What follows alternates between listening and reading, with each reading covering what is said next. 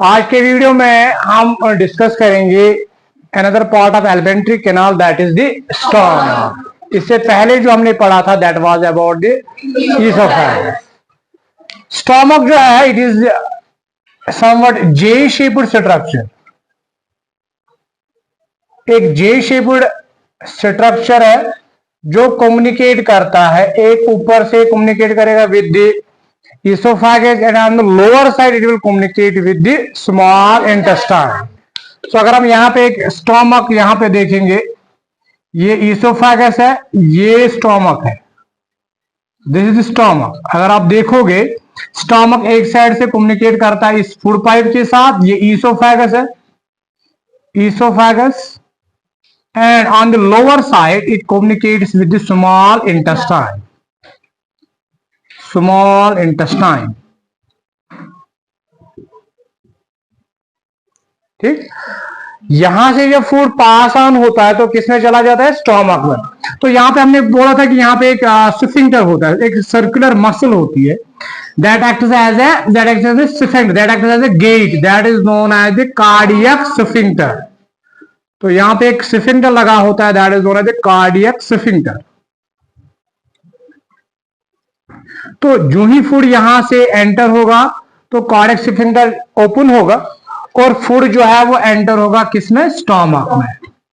It will enter into the stomach. इसके बाद food जब यहां पे स्टे करता है, it will stay there for a longer period of time, for 2 to 3 hours. अगर कार्बोहाइड्रेट फूड होगा तो वो 2 घंटे तक रहता है, अगर प्रोटीनिशियस डाइट है 3 घंटे तक रहता है, अगर फैट फूड होगा, फैटी फूड होगा, that will stay in the stomach for 4 hours. So जब ये 3-4 घंटे होते इसके बाद जो है, ये जो यहाँ पे एक स्फिंक्टर हमने कहा था, यहाँ पे और एक स्फिंक्टर होता है, यहाँ पे और एक स्फिंक्टर होता है, that sphincter is known as a pyloric sphincter, that is known as a pyloric sphincter. तो यहाँ पे भी और एक स्फेरिकल मसल होती है that acts as a gate, that is known as the pyloric sphincter. So there are two sphincters. On upper side that is known as the cardiac sphincter, on the lower side there is another sphincter that is known as the pyloric sphincter. तो ये दो sphincter दोनों जो है वो बंद होते हैं आफ्टर 2 आवर्स या 4 hours depending upon the kind of food. अगर फूड के जब डाइजेस्ट होगा, पार्शली डाइजेस्ट फूड होगा, तो वो कहाँ एंटर होगा, वो इसके बाद ये स्मॉल इंटेस्टाइन में एंटर होगा जब ये पाइलोरिक स्फिंक्टर क्या होता है, ओपन होता है। तो जब यहाँ पे पार्शियल डाइजेशन होती है, पार्शियल डाइजेशन के बाद वो फूड जो है वो नीचे आता है जब ये एक स्फिंक्टर जो है पाइलोरिक स्फिंक्टर क्या होगा, ओपन होगा। अब यही स्टमक जो है इसके 4 पार्ट्स है, वो divide the stomach into 4 parts. तो स्टमक जो है इसको हम डिवाइड करते हैं किन हिस्सों में, 4 हिस्सों में, इनटू 4 पार्ट्स। पहला पार्ट जो ऊपर वाला पार्ट, ये डूम शेप ऊपर की तरफ है, डूम शेप, ये ऊपर की तरफ ही नहीं, ये वाला part, this much part is known as fundus. ये वाला पार्ट, ये वाला part, this much part is known as fundus, this is known as fundus. ऊपर dome shaped part, this is known as a fundus, right. And ये वाला part, इसके बाद जो ये वाला पार्ट आता है, इशू बिल्कुल क्लोज जो हार्ट आता है, यहाँ पे हार्ट भी होता है, you move current towards the heart. ये वाला पार्ट जो है it is somewhat near what, heart, that is why this part is known as the cardiac part, cardiac part. ये डूम शेप्ड पार्ट है, डूम शेप्ड ऊपर की तरफ ऐसे कोनिकल डूम शेप्ड।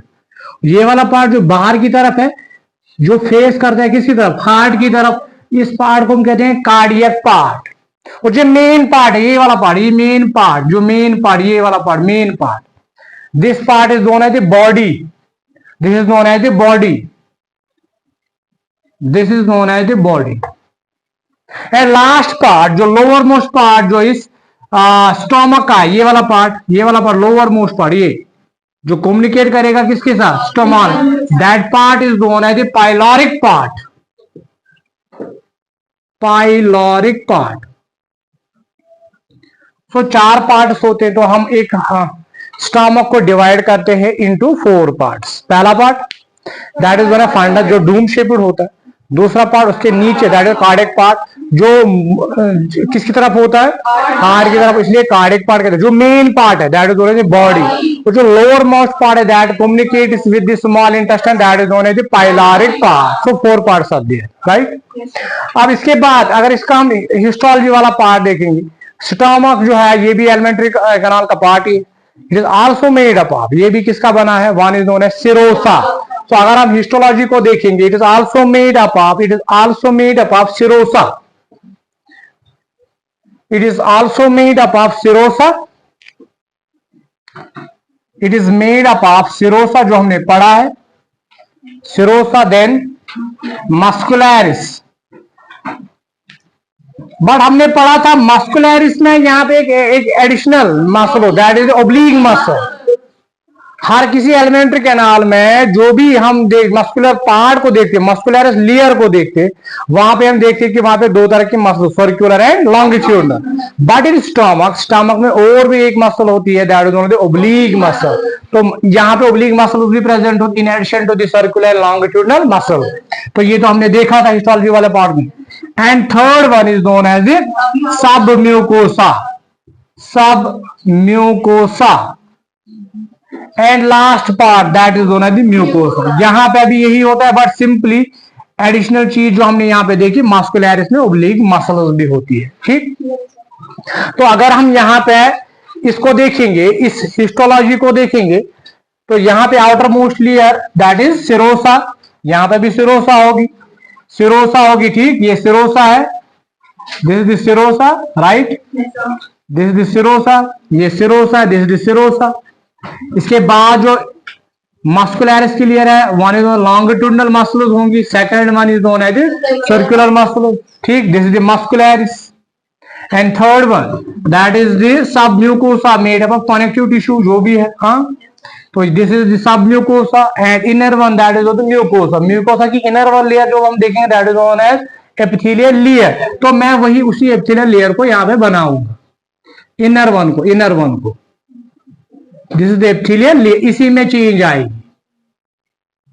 ये म्यूकोसा की लेयर है, एपिथेलियल लेयर है, हाँ? ये म्यूकोसा की क्या है, एपिथेलियल लेयर। इसी म्यूकोसा में आप क्या देखोगे, in mucosa you will see the gastric glands are there, क्योंकि स्टमक का दूसरा नाम गैस्ट्रॉन भी है, गैस्ट्रॉन मीन स्टमक। तो इस एपिथेलियल लेयर, जो म्यूकोसा के अंदर जो एपिथेलियल लेयर है, वहां पे आप किसको देखोगे, you will see the gastric glands. तो यहां पे आप, यहां पे जो ये म्यूकोसा है, यहां पे इसके अंदर क्या प्रेजेंट होते हैं, गैस्ट्रिक ग्लैंड्स। ये मैं ऐसे गैस्ट्रिक ग्लैंड एक बनाऊंगा, बनाओ आ गैस्ट्रिक ग्लैंड ऐसे, this is the gastric gland, this is the gastric gland. यहां पे जो मैंने बनाया, तो म्यूकोसा जो है, mucosa possess or contains or possess contain what, gastric glands, gastric glands. So mucosa possesses the gastric glands, and these gastric glands are simple, tubular and branched. ये simple है और ट्यूबुलर है, ट्यूब लाइक है ना, tube like, and branched है, देखो branches हैं, these are the branches. तो ये गैस्ट्रिक ग्लैंड जो है, ये एक सिंपल ट्यूबुलर होता है, ट्यूब लाइक है ना, tubular, branched and multicellular structure है। इसमें बहुत सारी सेल्स होती हैं, अलग अलग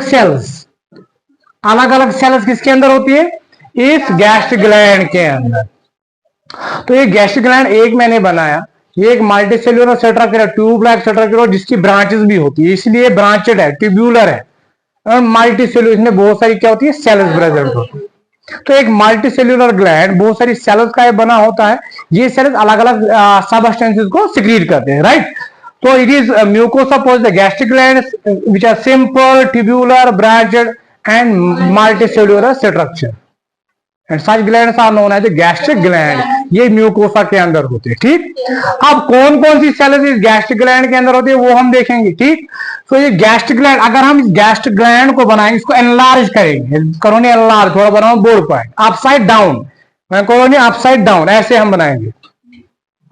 तो यहां पे ये म्यूकोसा की लेयर है, ये म्यूकोसा की लेयर, यहां पे एपिथेलियल सेल्स होंगी। ठीक, यहां पे मैं अपसाइड डाउन ऐसे करूंगा, मैंने इसको अपसाइड डाउन किया।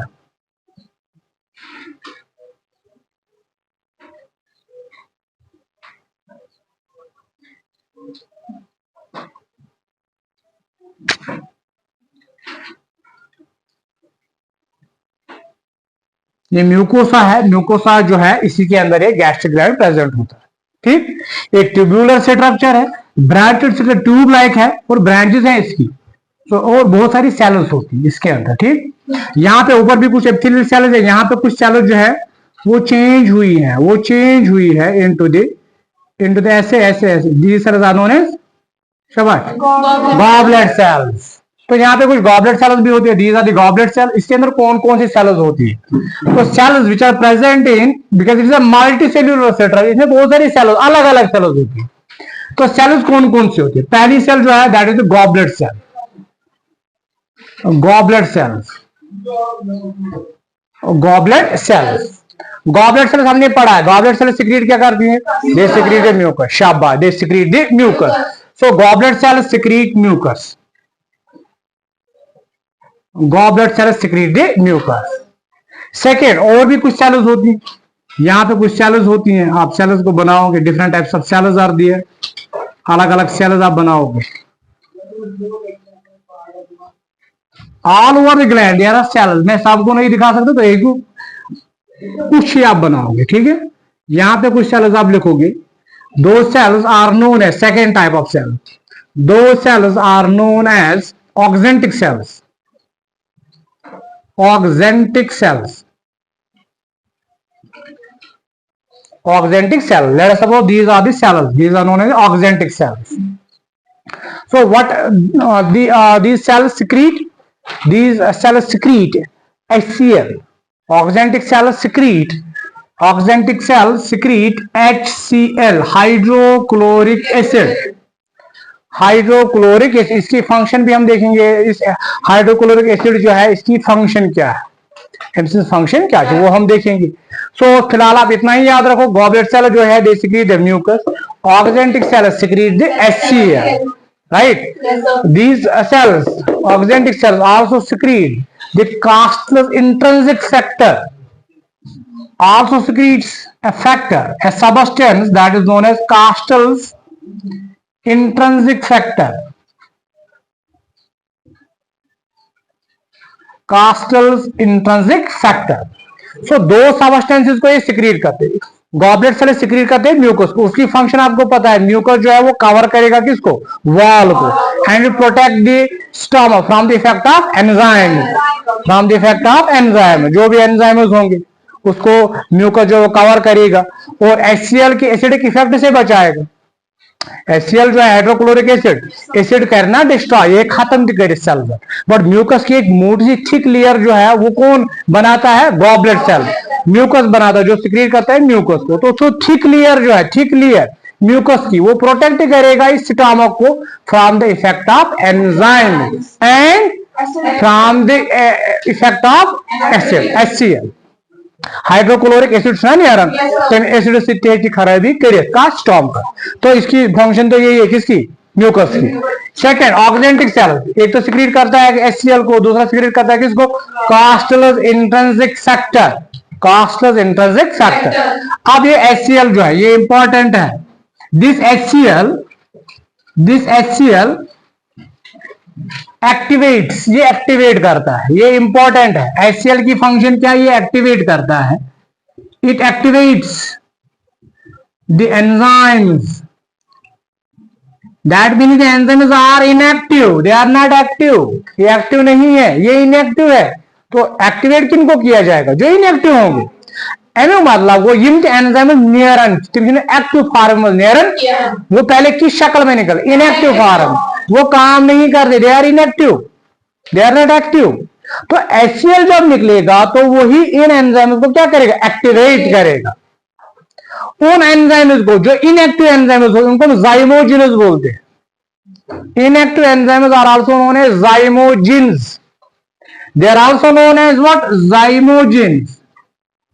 So zymogens are the inactive enzymes. तो एंजाइम जो ये सिक्रीट होते हैं, जो ये सेल सिक्रीट करेंगे, हम देखेंगे कौन सी सेल एंजाइम को सिक्रीट करते हैं। पहले हम फंक्शन देखेंगे किसके, HCl करता क्या है। HCl जब निकलता है तो एंजाइम को एक्टिवेट करता है, बट किन एंजाइम को, वो एंजाइम जो इनएक्टिव फॉर्म, जो एंजाइमोजेनस होते हैं वो इनएक्टिव होते हैं।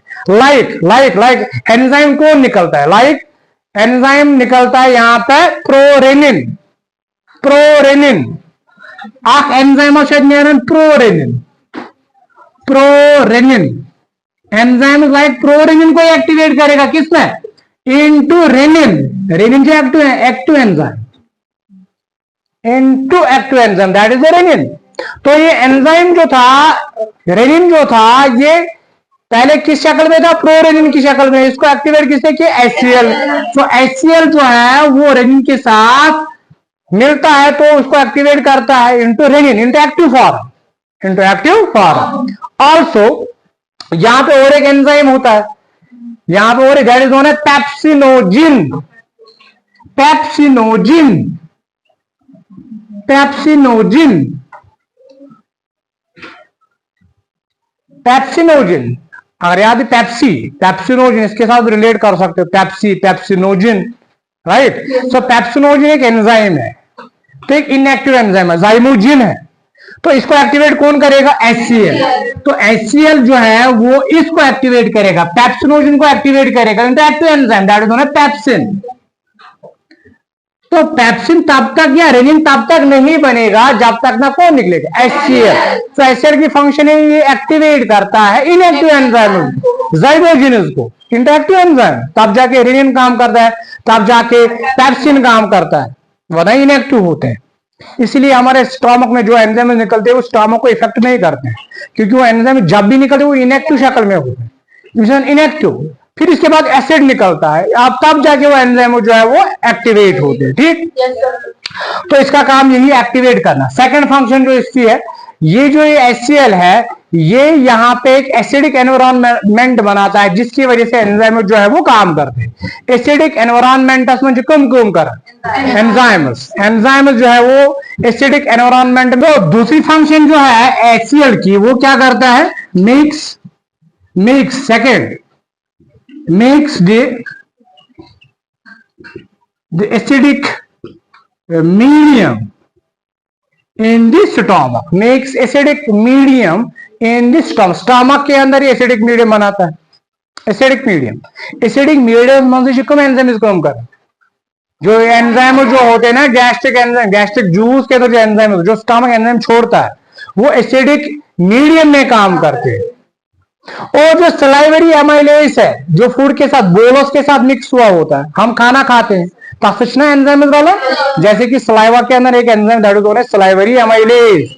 सो सलाइवरी एमाइलेज पकन वासन को स्ट्रॉन्ग सुपर है टाइट मगर टाइट में हाथ में काम करे क्योंकि वहां पे कौन सा मीडियम है, एसिडिक। माउथ में कौन सा मीडियम था, बेसिक, न्यूट्रल 6.87 के करीब था। तो वो बेसिक मीडियम में काम करता है, एसिडिक मीडियम में हाथों से एंजाइम काम करे। इसका मतलब ये एक तो एक्टिवेट करता है एंजाइम को, दूसरा वहां पे एसिडिक एनवायरनमेंट बनाता है जिसकी वजह से वो काम करते हैं।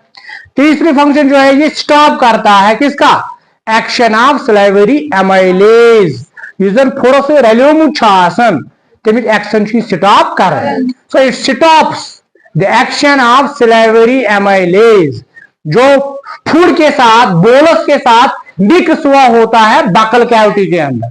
बकल कैविटी में सलाइवरी एमाइलेज जो फूड के साथ मिला हुआ होता है सुपर है कंटिन्यूसली कंटिन्यू करें क्योंकि जो ही स्टमक के अंदर जाता है फूड वहां पे एक एसिडिक मीडियम होता है, उस एसिडिक मीडियम में जो सलाइवरी एमाइलेज होता है वो काम नहीं करता है, काम करें क्योंकि वो किस मीडियम में काम करता है, न्यूट्रल मीडियम में काम करता है। समझ तो इट स्टॉप्स शाबाश, it stops, तीसरी function, it stops the action of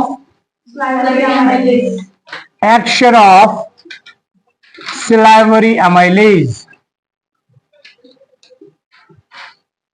salivary amylase function ची स्टॉप करंट, इसकी फंक्शन है, इसकी फंक्शन इवन क्वेश्चन आता है, what is the function of HCl in our body, सीधे क्वेश्चन आता है फंक्शन क्या है सलाइवा की, ठीक। इसके बाद ये HCl जो it also stops the growth और किल्स द बैक्टीरिया। अगर फूड के साथ हमने फूड खाया, उसके अंदर बैक्टीरिया होता है तो वहां पे लाइसोजाइम जो है बकल कैविटी के अंदर उसको किल करता है। अगर नहीं बैक्टीरिया किल गए किए तो फूड कहां पे पहुंचेगा, स्टमक में। स्टमक में जूं ही ये पहुंचता है, जूं ही ये पहुंचता है वहां पे HCl इसको किल करता है, तो HCl इस पर क्या करता है, मर।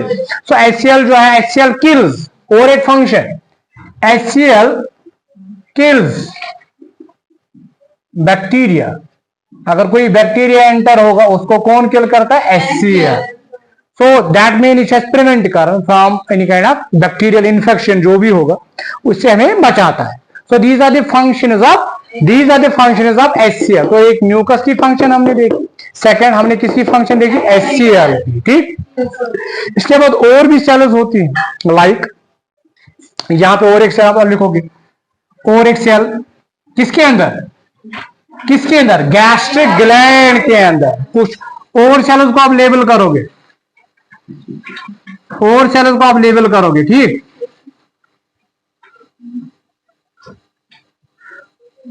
These cells are known as peptic cells. Peptic cells. पहली सेल हमने कौन सी लिखी, ऑक्जेंटिक सेल, इनको हम पैराइटल सेल्स भी बोलते हैं। These are also known as parietal cells. Also known as parietal cells, हाँ, इनको हम पैराइटल सेल्स भी बोलते हैं। पेप्टिक सेल्स, पेप्टिक सेल और चीप सेल्स भी बोलते हैं, chief cells, chief cells, right. Peptic cells और chief cell, these are those cells which are present in the gastric gland, which are present in the gastric, they secrete enzymes, which enzymes, inactive enzymes जो हमने देखे, prorenin, pepsinogen. So these are the enzymes secreted by these peptic cells और cheap cells। इनकी function क्या है वो हम देखेंगे, ठीक।